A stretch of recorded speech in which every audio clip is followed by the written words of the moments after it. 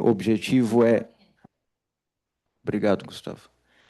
Então, só aqui para registrar na gravação, essa é a primeira reunião de muitas, provavelmente, do preparo para o recebimento de casos suspeitos de ebola aqui no nosso pronto-socorro. Então, o objetivo de fazer essa reunião nessa quarta-feira é reproduzir, em parte, a reunião do corporativo, que já abrangeu um número de pessoas na segunda-feira, e propagar essa informação, mas principalmente antecipar uma eventual chegada no feriado, né? Nós temos 4 dias aí pela frente, com 2 eventos de massa na cidade de São Paulo. Nós temos a Marcha para Jesus e temos a Parada LGBTQIA+, e nós recebemos muitos estrangeiros e, eventualmente, nós podemos receber um paciente que tenha origem num dos países onde há circulação de ebola. Portanto, nós temos que ter o preparo já para receber com segurança esses pacientes. Então, essa apresentação é uma apresentação bastante sucinta, mas que tem por objetivo falar dos principais aspectos de prevenção e proteção em relação à doença causada por ebola, e falar principalmente sobre os aspectos de biossegurança. Então, pode passar, por favor. Eu acho que eu vou passando aqui, não é isso? Tá bom. Então, as primeiras informações aqui, um overview, né, revisitando a questão da doença. Então, é uma doença que, embora haja uma probabilidade bastante pequena de receber um paciente com a doença associada ao ebola, ela é bastante grave e transmissível. Portanto, justifica essa mobilização toda em torno da prevenção. Então, ela é uma doença bastante grave, frequentemente fatal. Ela está dentro das doenças hemorrágicas, das febres virais hemorrágicas, e ela é causada por esse vírus da família ortoebolavírus, que é uma família filovirídea. Já vou falar um pouco mais sobre os filovírus, que foi identificada pela primeira vez em 1976, perto do rio Ebola, daí o nome, na República Democrática do Congo. A taxa de letalidade pelos filovírus é bastante elevada, algo em torno de 90%. Para essa infecção com base em outras epidemias, é alguma coisa em torno de 50%, mas evidentemente que quanto mais precoce o atendimento e o reconhecimento da doença, menor a chance de mortalidade. Então, desde 1976, quando ele foi identificado, desde lá, nós já tivemos 45 mil casos registrados em 19 pacientes, desculpe, 19 países afetados. Então, os ebola vírus, aqui são 4 subtipos de transmissão humana. Nós temos ainda o Reston vírus, que é um filovírus que não tem acometimento humano até o momento. E o que nós temos de diferente é que nas epidemias anteriores nós estivemos diante do ebola vírus tipo Zaire e o Sudão. E desta vez nós estamos diante do Bundibugyo vírus. Qual é a importância para além do nome, né? A questão é que, baseado nas epidemias anteriores, nós temos vacinas testadas para o tipo Zaire com alguma eficácia, e para Bundibugyo nós não temos nenhuma vacina, e nós não temos anticorpo monoclonal, enfim, nós não temos nada aprovado para o tratamento do vírus que está causando a epidemia este ano. Bom, então os filovírus eles são chamados assim porque eles têm exatamente a forma de um fio, né? Se eu for olhar na microscopia eletrônica, então esse nome ele se refere um pouco à sua forma, e ele é um vírus envelopado, né? Então os vírus eles podem ser classificados envelopados e não envelopados. Isso tem uma importância prática, que os vírus envelopados eles são mais suscetíveis aos nossos meios de desinfecção. Então os desinfetantes que nós usualmente usamos no hospital para limpeza adequada após o atendimento de um doente, eles dão conta de eliminar os filovírus. Então, desse ponto de vista, temos que tomar muito cuidado para não haver contaminação, mas é um vírus bastante suscetível a hipoclorito a 1%, para ácido peracético, peróxido de hidrogênio e por aí vai. Em relação à patologia, o que acontece? Ele é um vírus que tem uma afinidade bastante grande por uma enormidade de tipos celulares. Ele entra e invade muitos tipos celulares. E ele tem, a primeira linha de defesa, que são monócitos e macrófagos, ele infecta com bastante facilidade, vamos dizer assim. E ele desencadeia uma resposta inflamatória bastante importante, com essas citocinas inflamatórias, como interleucina 8, 6, TNF-alfa, e causam aquilo que a gente chama de tempestade de citocinas e leva a uma resposta inflamatória bastante importante para o hospedeiro, e é isso que define os sinais e sintomas, né? Então, uma desregulação bastante importante do sistema imune pode levar à coagulação intravascular disseminada, e daí vem a questão dos sangramentos, vem a questão de perda de líquido para terceiro espaço, etc., e o que pode levar ao choque hipovolêmico. Bom, como é que é a circulação desse vírus? Então, na natureza, em algumas áreas, ele circula dentro de alguns nichos. Então, na África Ocidental, África Central e Ocidental, ele circula entre primatas não humanos e alguns reservatórios, como os morcegos frugívoros, e o contato acidental com o homem, com estes animais, infecta um caso humano e há uma transmissão pessoa a pessoa. É assim que se dá uma epidemia nessa área onde há circulação endêmica do vírus. E a contaminação, quer dizer, a transmissão de pessoa a pessoa, ela se dá principalmente pelos fluidos desse indivíduo. Então, urina, sêmen, saliva, sangue, esses são todos fluidos contaminantes, mas não há transmissão respiratória. Esse é um aspecto importante da transmissão desse vírus.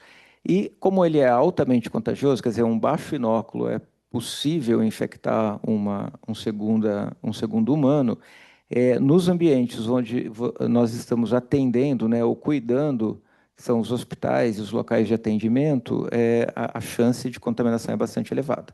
Daí a importância dos mecanismos de biossegurança. Então, só reforçando, né, que a transmissão de pessoa a pessoa é pelo contato direto, principalmente, né, com sangue ou fluidos corporais. Contato com objetos contaminados pode acontecer, roupa, lençóis, agulhas, aqui ele pode ter diarreia profusa, vômitos, etc. Então, a contaminação de lençóis, grade de cama, etc., pode ser um veículo, né, de contaminação para o profissional de saúde. Na África, algumas práticas funerárias que assim levam ou envolvem, né, o preparo do corpo, como o banho do falecido, etc., é um mecanismo de contaminação dessa população na África. E a transmissão sexual é possível até semanas após a recuperação. A transmissão animal-humano, como eu comentei, é por morcegos frugívoros, principalmente, que são os hospedeiros naturais do vírus, e contato com animais selvagens infectados. Então, manipulação de carne de caça, crua, mal cozida, é importante. O ebola, ele não se transmite pelo ar. Então, bom, vamos adiante, depois eu vou comentar mais sobre isso. Então, aqui sinais e sintomas. Então, existe uma classificação proposta da evolução da doença, dividindo a doença em fase inicial ou seca e fase avançada ou úmida. Nessa fase inicial, é uma fase prodrômica, né, em que eu tenho febre alta, dor de cabeça, dor muscular, fadiga, etc. E na fase avançada ou fase úmida, é quando aparecem diarreia severa, vômitos e sangramento, né? Então, tem uma implicação do ponto de vista do risco de contaminação aqui. Então, aqui é um pouco meio que caracterizando, né, esta fase aqui contagiosa que passa pela fase seca e pela fase úmida. Na fase seca já há risco de contaminação, mas evidentemente ele é mais baixo que na fase úmida. Agora, do ponto de vista prático, eu já vou adiantar, quando nós recebemos um paciente caso suspeito, a gente tem que antecipar risco, nós temos que atender com segurança máxima, porque nós nunca saberemos quando vai ser o primeiro episódio de vômito ou diarreia, etc. Agora, tem um aspecto importante, e isso é importante para tranquilizar também as pessoas, que na fase pré-sintomática, quer dizer, no período de incubação, que pode variar bastante aqui, que vai de 2 dias após o contágio até 21 dias, uma média de 10, mas ele pode durar 3 semanas, o indivíduo não é infectante, quer dizer, não há transmissão da doença nesta etapa. Então, só a partir do período febril, do período sintomático, é que há risco de transmissão. Então, quem está sob maior risco? Pelo que nós já comentamos aqui, principalmente os profissionais de saúde, quem está no contato domiciliar, né, os cuidadores e familiares. Como eu já comentei lá das práticas de funerais na África, isso é uma questão importante. Manuseadores, viajantes para áreas endêmicas e entre os profissionais de saúde, principalmente trabalhadores de laboratório, porque o acidente ocupacional ele é bastante alto risco. Aqui tem um elemento importante que é o controle do surto. Normalmente, essas epidemias, a cada ano que ela surge, como ela fica restrita e o paciente ele adoece muito gravemente, do momento em que ele fica sintomático, ele acaba circulando menos sintomático, porque a doença é grave e evolui de forma grave.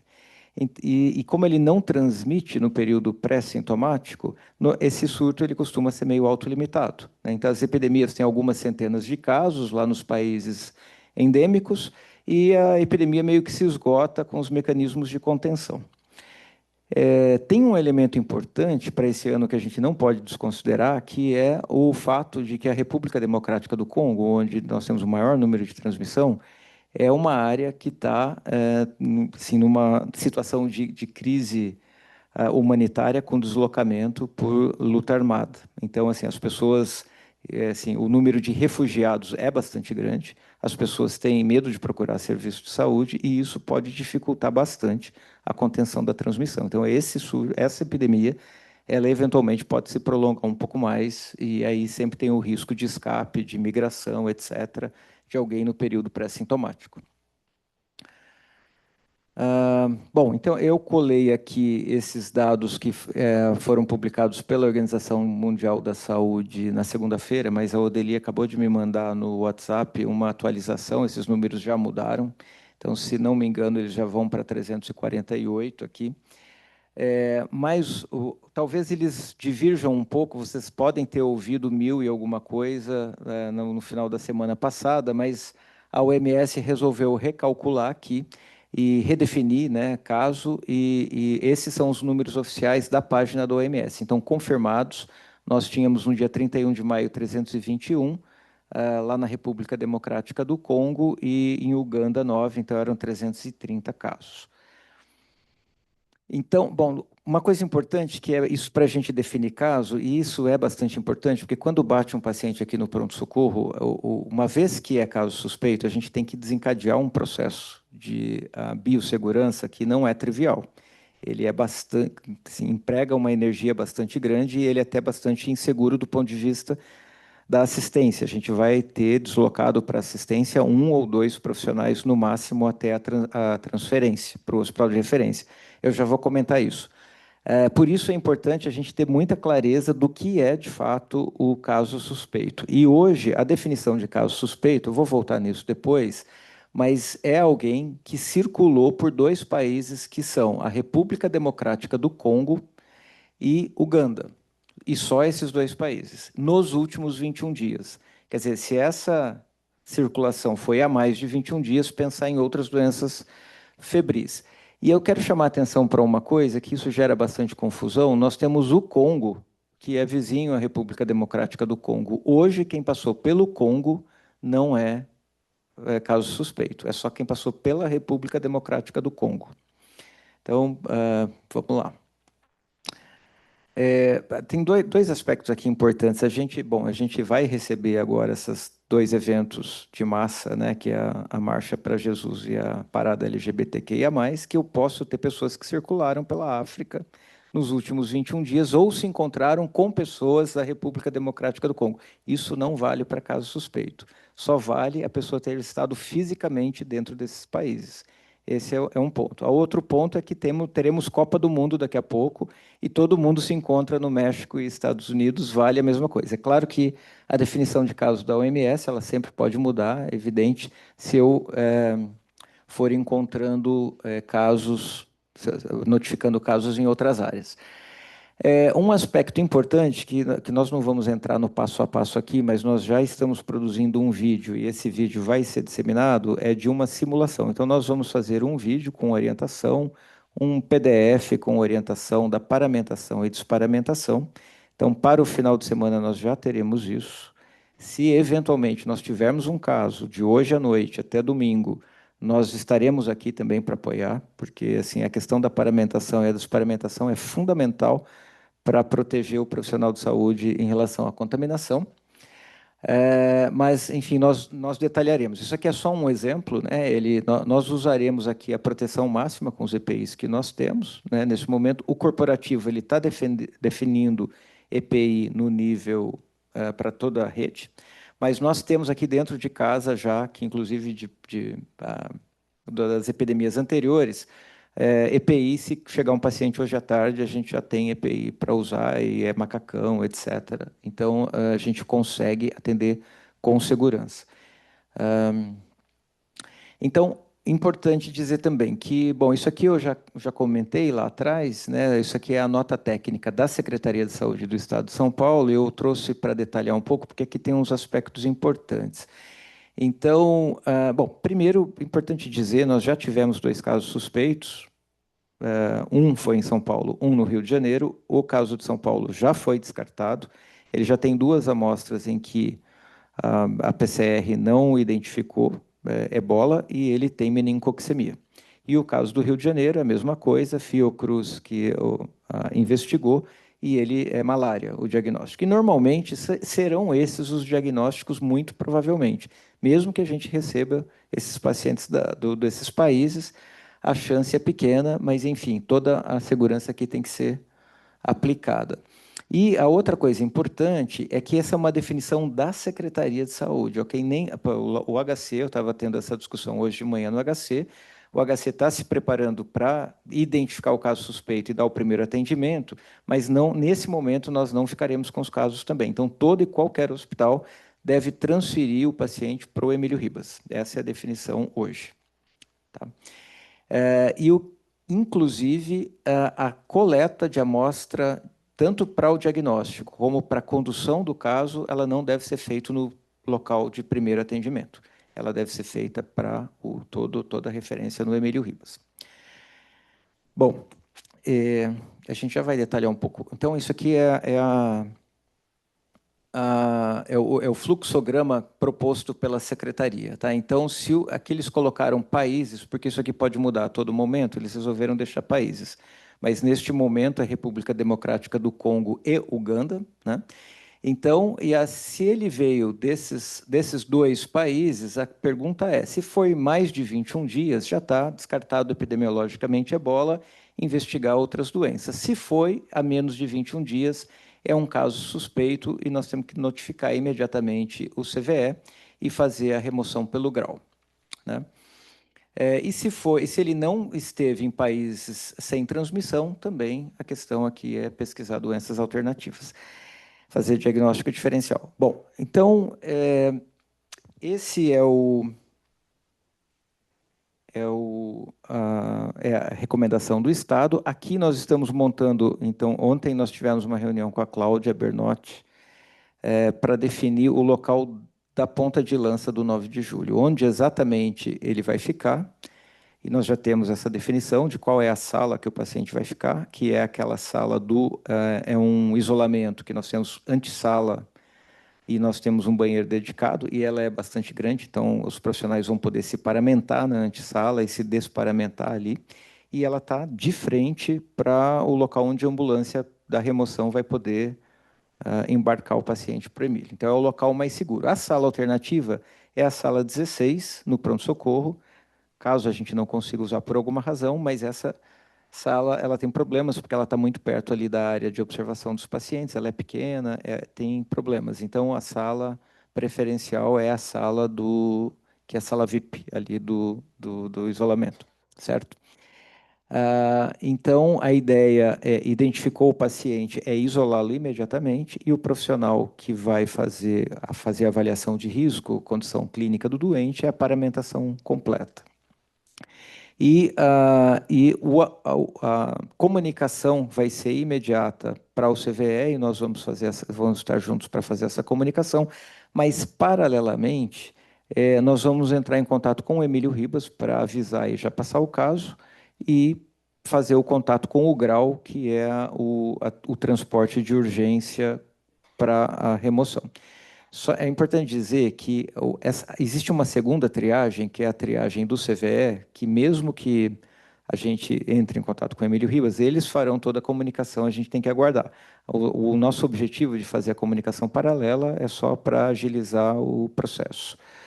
Agora, uma outra coisa, assim, essas são as pessoas que nós pedimos para avisar imediatamente quando tiver um caso suspeito. Então, nós seremos avisados, a alta liderança, a direção precisa saber, a comunicação institucional, por conta do tipo de comunicação que pode cair na rede, etc. Então, todos precisam estar sabendo. Higiene, agência transfusional e laboratório, nós colocamos aqui, embora nada vá ser colhido aqui em princípio, mas o que a gente não sabe, o quanto esse transporte pode de fato demorar, né? O transporte é para ser feito pelo grau, a nossa expectativa é que ele seja feito dentro de 1 hora, mas nós sabemos que o último caso da UPA, que era menincoxemia, entre ter sido feita a suspeita e ele chegar no Emílio, foi alguma coisa em torno de 6 horas. Então, um paciente que potencialmente pode instabilizar, a gente tem que ter o laboratório, a agência transfusional alerta. Então, essas recomendações por escrito de cada uma dessas etapas, elas estão sendo construídas. É possível que hoje, até o final do dia, a gente tenha e consiga compartilhar, mas a Cristiane Rodrigues está escrevendo essas questões de contingência laboratorial. Uma coisa que alternativamente pode acontecer é não ser tão simples assim. O paciente se apresenta na triagem e a gente identifica como um paciente suspeito. Eventualmente, ele já está dentro do hospital, já entrou por qualquer outra demanda ou outra razão, e nós descobrimos que é um caso suspeito aqui dentro. Então, bom, teremos que ter, eventualmente já foi colhido o material, foi enviado para o laboratório, então temos que também ter definido o que faremos a esse respeito. E o laboratório já está preparando esse material. E é isso. Então, esses documentos e treinamentos e essas reuniões de alinhamento ao longo das semanas, nós voltaremos aqui para conversar com vocês. Então, essas foram as fontes e os recursos que nós usamos. E agora vou abrir aqui para. Sim, a UTI, evidente, né, Marcos? A gente pediu para que vocês sejam também. O que pode acontecer eventualmente é ter um paciente tão instável que a gente precise fazer reposição volêmica, ter minimamente uma gasometria, alguma coisa no primeiro momento para dar suporte até que ele seja transferido. Questões?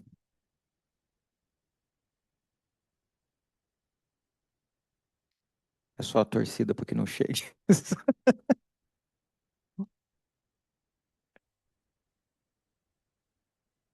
Tá. O que eu comentei no início dessa conversa é que assim, a chance é muito baixa, o risco é muito baixo, a própria Ministério da Saúde considera, nós somos uma área de muito baixo risco, nunca houve um diagnóstico feito no país, nas Américas, inclusive. A questão, essa mobilização toda, ela se dá pelo fato de que, diante do caso suspeito, eu tenho que ter todas as medidas de biossegurança tomadas. Esse é o ponto. E é isso que a gente está preparando, né? Muito provavelmente, mesmo que a gente receba o caso suspeito, a gente deve ter um diagnóstico alternativo, essa é a expectativa. Mas o preparo é no sentido de ter tudo organizado para que a gente possa atender com segurança. Boa tarde, meu nome é João, queria saber qual é a visão, sua visão para o profissional da enfermagem na internação se receber um paciente sem sintomas, assintomático, e depois começar com sintomas, o que fazer sobre fluxo, que acha de treinamento desse cuidado de biossegurança. Sim, João, assim, isso pode acontecer.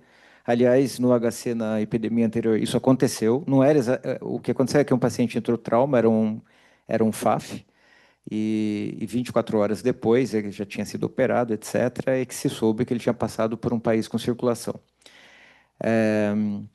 Mas o treinamento ele vai ser feito, ele vai ser amplamente disponibilizado. A nossa preocupação para o feriado, vamos dizer assim, é deixar a equipe da emergência treinada sobre o que fazer, a questão dos EPIs e todo o fluxo de informação. Na semana que vem, nós faremos não só a divulgação para todos, mas simulação também. A ideia é fazer algumas simulações de paramentação, desparamentação, é, com as equipes que podem entrar em contato com os pacientes, né, que potencialmente podem entrar em contato.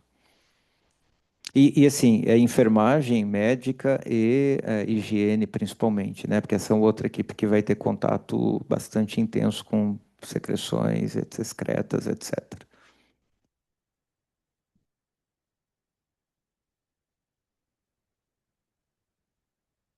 Bom, acho muito importante isso que está sendo feito, o Ícaro e a apresentação aí pela CCH.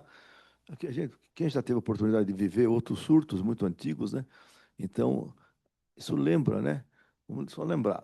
HIV, década de 80. Não se sabia como era a transmissão na realidade. Então, os doentes tinham que ser transferidos para um determinado hospital. Os hospitais não aceitavam os pacientes, até que descobriu que eram precauções com sangue, secreções, e hoje é uma rotina da transmissão muito pequena. Depois tivemos H1N1, né?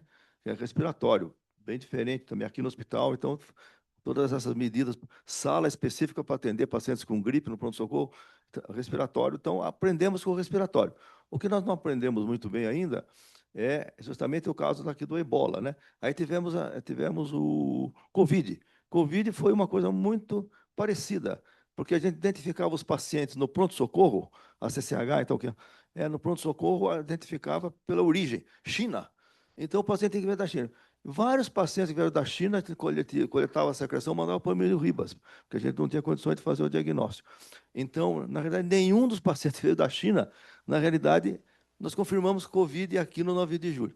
E lembrar que o primeiro paciente do Brasil não veio da China, veio da Itália. Porque o surto começou lá e veio para cá. Então, mas de qualquer maneira, no caso aqui do Ebola, tá bem, é um pouquinho diferente, bem identificado, a transmissão é dessa maneira como foi bem apresentado aí pelo Ícaro, e aí, então a atenção dos profissionais de saúde, é isso, atenção. Atenção que deve ser sempre, né? Secreções, sangue, porque podia ser meningoxemia, um doente, né, com hérnia do Emílio Ribas. Aí você tem que ter precauções para cuidar do paciente com meningite, com meningoxemia. Não, das UTIs e todo o hospital tem essa condição, a enfermagem está preparada. Mas aqui realmente é uma situação, então, que você tem que ter a chegada do paciente. Pode ter um exagero, né? Chegou o paciente como e teve uma febre e, na realidade se confundir. Então, quem tem que fazer, vai fazer isso, são vocês mesmos da CCH, e eu, junto com as chefias lá do pronto-socorro. E agora, o que é diferente aqui não é para colher sangue, né? Exato. Isso é uma coisa diferente. Isso. Para mim é diferente, quer dizer, eu já vivi todas essas que eu falei, desde o HIV da década de 80 do século passado. Então, na realidade, não se colhia sangue do paciente com HIV porque tinha receio de contaminação, né? Não se colhia. Eu deixava, alguns doentes morreram por falta de. Eu não podia fazer líquor, porque o líquor podia contaminar HIV, então não fazia o líquor. Ele tinha meningite por criptococo e não fazia diagnóstico. Isso muito antigo. Mas aqui, então, é ser cuidado com o sangue. Então, eu que trabalhei muito tempo aqui no laboratório, então o sangue, o cuidado do profissional, então lá da coleta, né? Tem que ter o cuidado sempre, mas então aqui especial, né? E não manusear. Então não vai nem coletar, né? Então isso é importante, não coletar, é isso mesmo. Exato, exato. Então, reforçando isso, porque eu acho que isso é bem importante, porque é diferente da Covid, né, e de outras epidemias, a expectativa é de receber um número bastante pequeno, se é que nós vamos receber algum caso suspeito, mas recebendo o caso suspeito, a ideia, a mensagem é a seguinte: é o menor número de profissionais envolvidos no atendimento, se possível, um único que vai fazer a avaliação de risco para ver se eventualmente há necessidade de alguma intervenção ou não. Se eventualmente esse paciente foi triado e não tem nenhum fator de risco ou nenhum sinal de gravidade, ele vai ficar aguardando na sala dedicada e nós vamos imediatamente acionar o sistema de transporte, que é pelo grau, por definição da secretaria, e o paciente vai ser removido para o Emílio Ribas. A recomendação é não colham sangue, Isso. né, e quem vai fazer isso é o Emílio, que vai ter o laboratório com destinação própria para processar todas as amostras, biossegurança adequada, etc, etc. Então, aqui é, não é para a ideia é não colher nada. Evidentemente, isso pode se desdobrar, pode ficar horas, etc.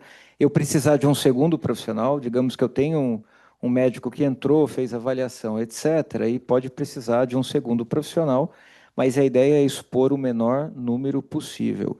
E a desparamentação, tanto a paramentação quanto a desparamentação, ela vai ser feita passo a passo com uma segunda pessoa.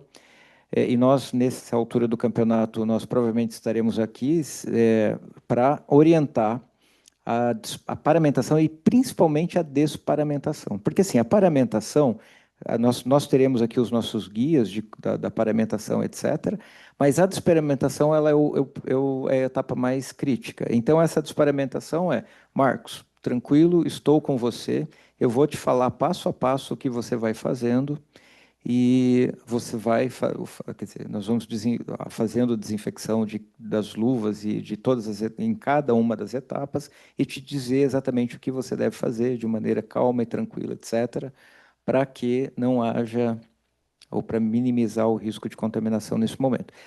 É, é essa a ideia. Então, acho que a mensagem principal é tranquilidade, temos o espaço físico dedicado, temos EPI dedicado e estaremos junto com vocês na eventual necessidade de fazer o atendimento para essa orientação. Diga, professor. Então, é uma situação diferente, né? Um dado é a questão do transporte. É uma situação nova. O transporte do paciente tem que ser feito por um especializado, né? Então, É, isso é uma novidade para mim, para nós que trabalhamos, infectologistas, CCH, porque você podia fazer o transporte do paciente com meningite meningocócica, até com Covid ou com qualquer doença. Agora, é uma coisa diferente. Espero que não seja necessário, provavelmente não vai ser, mas é uma novidade realmente do profissional que estiver lá no transporte, né? Como ele vai ser. Mas aí é uma questão da secretaria, não é do como hospital. a secretaria puxou para ela, porque assim, veja, eu não sei em que nível que se deu essa discussão lá na secretaria, mas o que a gente imagina, como o número é muito pequeno de suspeitos, acho que a secretaria preferiu assumir a questão porque ela garante a biossegurança em todas as etapas. Quer dizer, eu tenho que garantir que cada hospital tenha os seus protocolos de atendimento e existem as recomendações aqui, mas a partir do momento que houve a suspeita, o transporte para o hospital de referência e eu concentro tudo isso em um único hospital de referência, é mais fácil de gerenciar, né? É mais fácil você gerenciar um protocolo dessa gravidade num único lugar do que pulverizar para muitos locais. Então, eu imagino que a decisão tenha passado um pouco por aí, por facilitar a gestão do processo. Lembrar também, desculpa, eu estou fazendo algumas observações, a experiência que nós tivemos, né? Muitas vezes chega mais de um familiar, né? Então, nós tivemos no caso do Covid, chegou da China, vieram uma família, né? Vieram da China. Então, nós temos que fazer o processamento, a pesquisa em vários. Então, isso também é interessante, porque pode ser que chegue um paciente, e o comunicante é o familiar. O doente pode não estar doente, mas um familiar pode estar. Então, também é só esse cuidado, da atenção na chegada da informação, né? Tudo é da informação, da chegada, informação de onde veio, familiar, se tem mais alguém. Tudo isso é importante, do ponto de vista É, de vigilância, né? essa questão da família é importante porque o paciente pode vir aqui para o nosso pronto-socorro acompanhado, né? E aí, qual é a questão com a família? A família tem dois caminhos, uma coisa meio binária, essa é uma certa facilidade do ebola, né?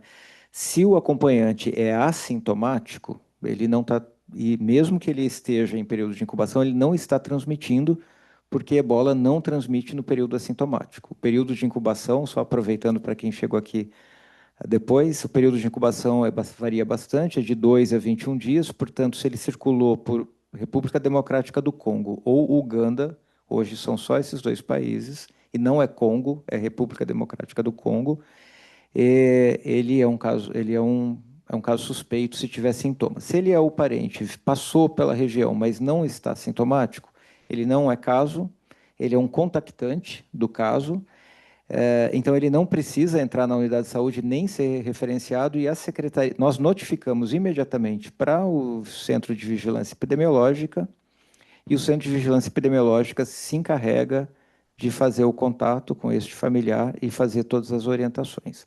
E a orientação aqui vai ser monitorar sintomas até o 21º dia do último contato com o caso. Essa é a recomendação. Isso facilita um pouco, porque a maioria das doenças infecciosas virais, né, ela tem a transmissão no período prodrômico. Então, você sempre tem que olhar alguns dias para trás, E isso gera uma certa dificuldade de fazer esse tipo de controle. Para essa doença que não transmite no período de incubação, isso facilita um pouco, né? No eventual acidente ocupacional, essa é a mesma lógica, né? O profissional tem que ficar em quarentena durante 21 dias após o acidente, monitorando sintomas.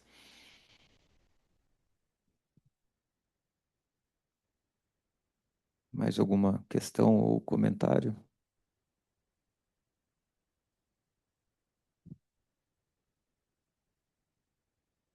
Então tá, pessoal. Então, bom, nós teremos várias versões que vocês vão receber circulando.